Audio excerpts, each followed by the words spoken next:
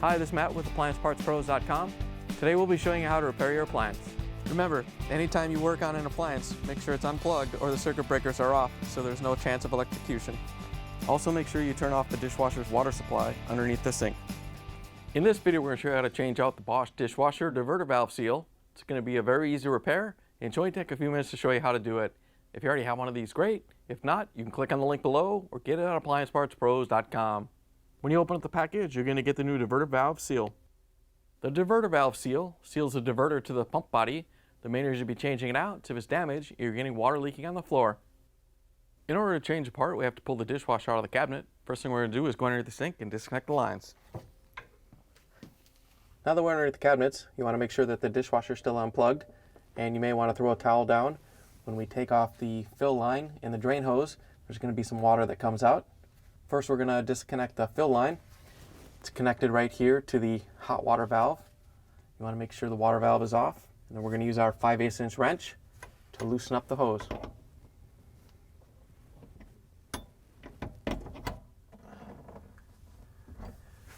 Once you have it broke free, you can just reach in and unscrew it by hand.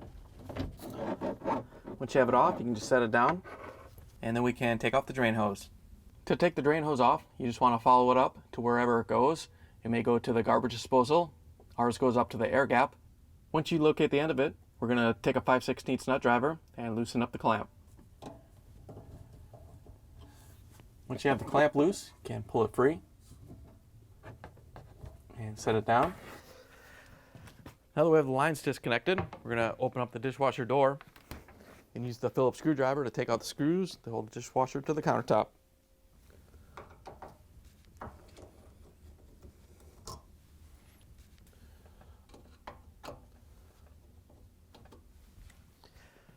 Once you have the screws out, we're going to lift up on the door and use it to carefully pull the dishwasher out a little bit.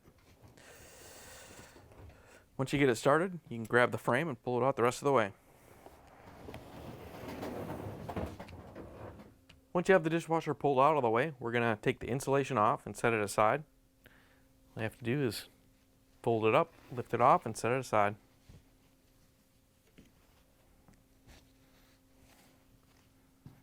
Now that we have the insulation off, we have access to the diverter valve.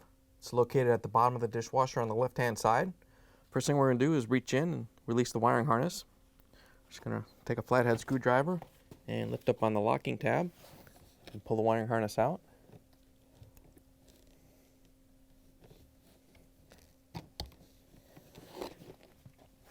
Then we're going to reach down and take the clamp off.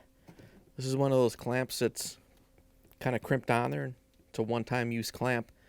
We're going to have to get behind it with a flathead screwdriver and kind of pry it open so we can loosen it up.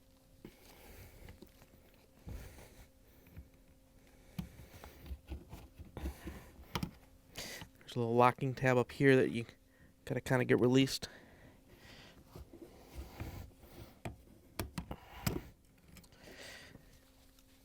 Once you have it off, you can reach in and pull the clamp out.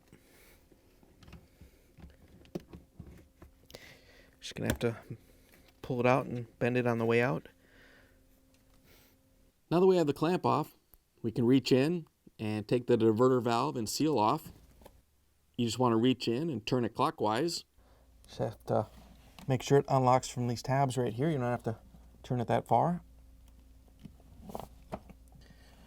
Once you have it released, you can pull down on it, break it away from the sump.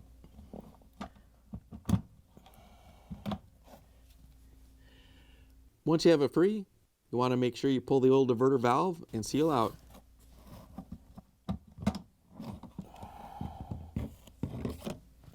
Here's the old diverter valve seal next to the new one. If you already have one of these, great. If not, you can get it at AppliancePartsPros.com. Because they use that non-reusable clamp, we have to put a new clamp on. Just want to slide it up onto the rubber fitting, up a little bit higher than it needs to be, and then tighten it down with whatever tool you need. It's a 1/4" nut driver in our case, just so it's snug and doesn't fall off. And you want to put it at an angle so you can reach in and tighten it down later. Once you have it in place, we're going to spray the inside of the diverter valve with water so that when we push it up onto the sump, it helps slide it onto the seal easier. To put the new seal on, just want to reach in. We're going to have to put on this little groove right here on the sump to hold it in place. So we're just going to get it in place before we put the diverter valve on.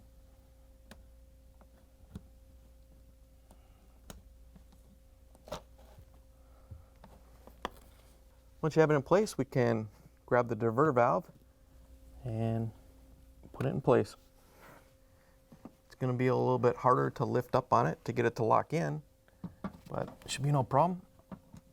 Just lift it up and lock it in place. Don't worry about putting the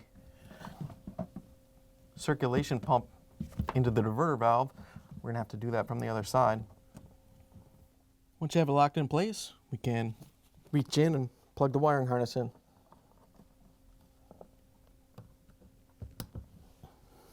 Once you have the wiring harness plugged in, we have to go over to the other side and put the circulation pump motor back on. Now that we're on the other side, we're going to reach in and reconnect the circulation motor to the sump. I'm going to take my glove off because it's easier to feel the sump body with my fingers without the gloves on. Just want to be careful and don't cut yourself. You just want to get the pump onto the sump body fitting and then twist it so the diverter valve assembly fitting goes up into that.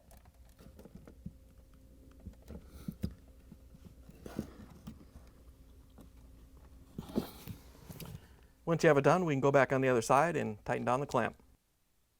Now we're back on the other side. We're going to reach in with the 1/4" nut driver to loosen up the clamp and let it drop down so we can tighten it back up at the base of the fitting so it gets a good seal.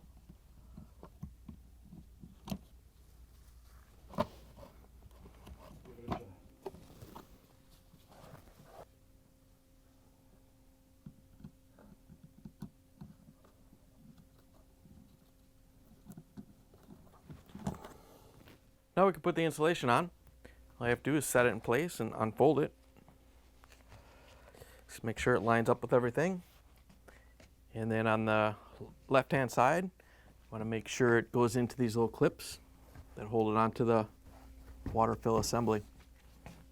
Now we have to reach underneath and put the lines through the cabinets.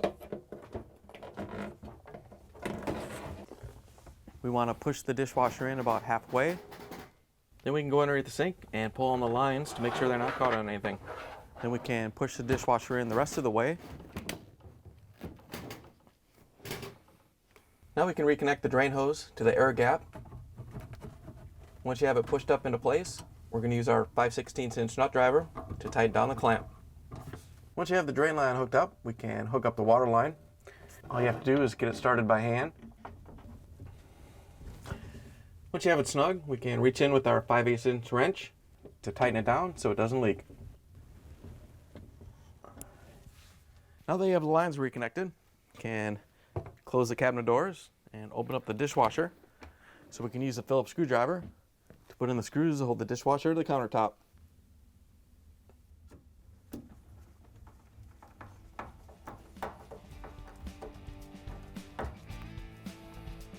Now that we have the screws in, we can close the dishwasher door.